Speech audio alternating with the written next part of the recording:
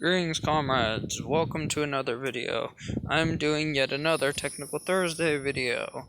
In this video, we'll be going over the specifications and history of the United States Army M26 Pershing American heavy tank. This is personally one of my favorite World War II tanks of all time. The M26 Pershing was designed to counter the German Tiger and King Tiger heavy tanks of World War II. The American M4 Sherman tank did not have the gun to penetrate the 4 inches of frontal armor on the Tiger, and especially not able to penetrate the 6 inches of sloped armor on the King Tiger. This resulted in a newer design with a more high velocity and more powerful gun, and a tank with better armor, and this resulted in the Pershing. This tank was designed in 1942 by the Detroit Tank Arsenal Fisher plant in 1942, and the first units that were sent into combat were in 1944, when it first arrived in late November, but it truly saw combat in January of 1945, when it saw action against German Tiger tanks. The M26 Pershing was armed with a high-velocity 90mm gun and had 4 inches of steel armor for protection. It also had a secondary commander-mounted 50 caliber machine gun and a hull-mounted 30 caliber machine gun for anti-infantry uses.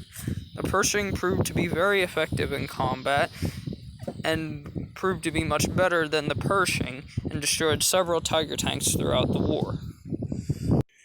The Pershing tank fought all the way up until the end of World War II and even fought in the Korean War in 1950 to 1953, destroying several communist-built T-34 tanks, which it proved vastly superior over.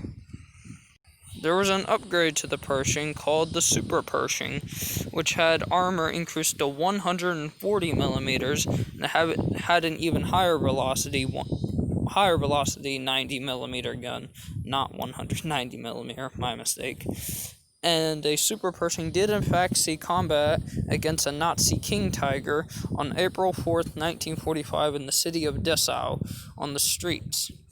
The King Tiger was rolling along, and the commander of the Super Pershing saw it and quickly fired the gun. The round went straight through, killing all the King Tiger crew inside. There was only one Super Pershing sent over to Europe for combat. That was the only one. Unfortunately, the vehicle that achieved such a victory that no other tank could, destroying a Nazi King Tiger tank, was scrapped at the end of the war.